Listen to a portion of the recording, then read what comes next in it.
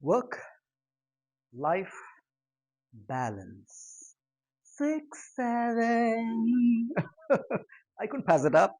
It's such a funny thing, irritating, but still seriously funny. Only when I moved to the US in early 2008, that's when I first heard work life balance. Growing up in India, the only thing I knew was work is worship, duty is the mark of a man, service before self. An idle man's brain is a devil's workshop, not completely out of context. If you saw Blaise Pascal, the mathematician and philosopher, he would say, what? Most of the world's problems were created by people who could not sit quietly in a room. I met a friend not too long ago, and he said, man, I'm so busy. I'm bombarded with work. I cannot handle it. It's too much of demand. I was blunt and direct in my communication style. I told him, it's all upon you. Life is full of important choices. The best part is not only do we torture ourselves, we also torment our kids.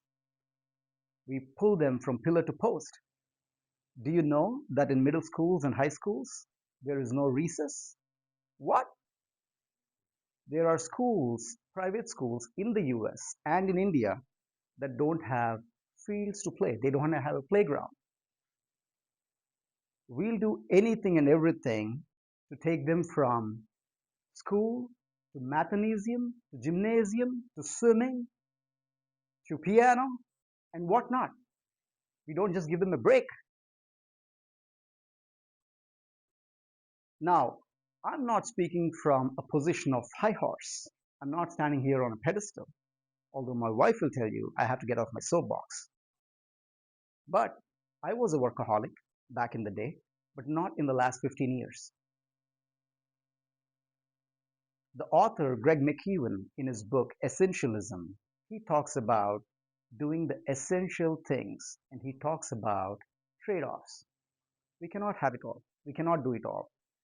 We have to understand what are the essential items that we can do and what are the trade offs we can do to not do the non essential items. He also makes a very important point in that book, Essentialism. Priority.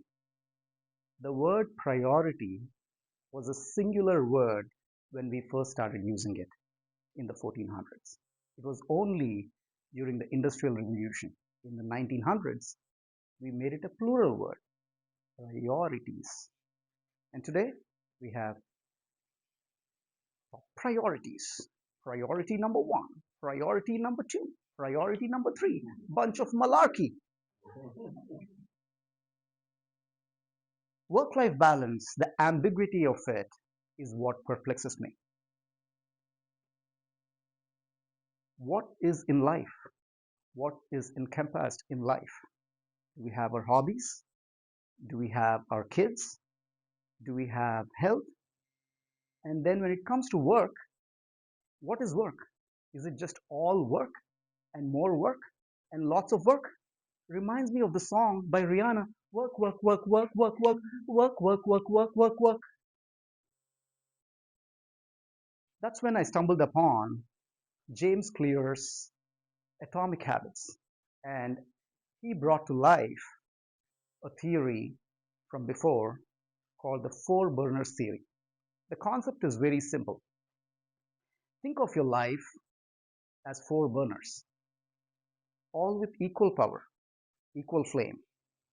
The burners are health, family, work, and friends. The total power of all the four burners is 100, not more than that. It's 100. I just digress for a quick second. If anybody tells you, hey, I'll be at your place 1000%, tell them it's not mathematically probable for you to be 1000%. It's only a total of 100. So it's 100 is what you have. That's it. Now let's overlay essentialism on top of the four burners theory. We had to forego something else. As an example, a couple of weeks ago, we had snow. Now, if you were someone like I who had to drop your child, school's starting 2 hours late last week, and you had to drop your child at school at 9 a.m., then you think, okay, I'll go work for 8, 10 hours a day in the office and then come back and work out and then also have dinner with my family and then get 8 hours sleep. It's not going to happen. It's not going to happen. You have to forego something. You have to let go of something. It's not a sacrifice. You're making essential choices. You're making essential choices. The problem we have is because of how we define happiness and success. James Clear, he challenges you. If you were to have a successful life, you have to cut out one burner. You can have three burners on full flame, but cut out one burner. Easy, right? Let the friends go to the dogs. Then he says, if you want a more successful life, cut out two burners: health, family, friends, work. Which two burners will you cut out? Which two are most important to you? You are thinking, yeah, it's easy. Family first. Family first. Always, man. Family first. Oh, health. Yeah, I'll be healthy. Health first. And I'm not just calling out the audience here, I'm calling out myself too. But if you just go back and see the number of hours we spent last week, last month, last year at work, and the number of times we missed family dinners, family outings, family gatherings, you'll need a big calculator to get that number right. Talk is cheap. Not just me, but everybody in the world. We are pathological liars. We lie to ourselves. Don't do that. Be honest with yourself. If we need growth, we need to be sincere and honest with ourselves. We need to hold ourselves accountable. Here's the bottom line: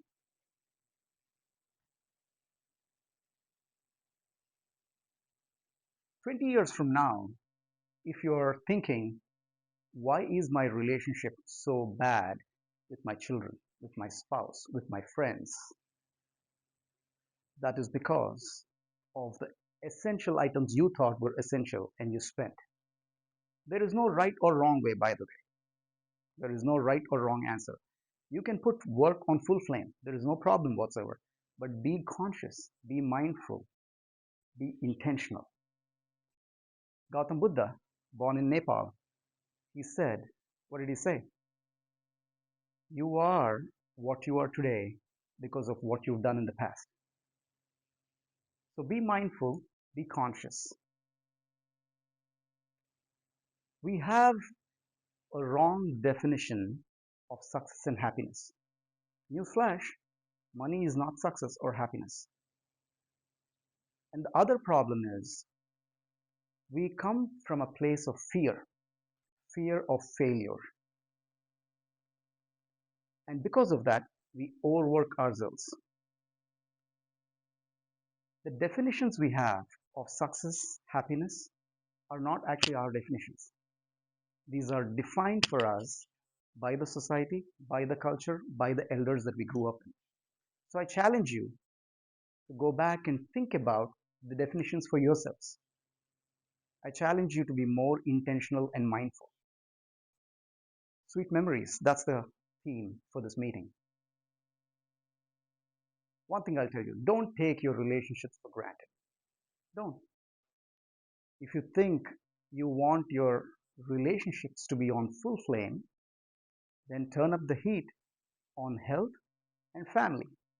But if you think you don't care so much about health and family, but you want to be doing fantastic at work, turn up the heat there. It could also be seasonal. We all have different circumstances. So I don't want to be judgmental as to what you're doing, but be intentional, be conscious, be mindful about the decisions you're making. Thank you.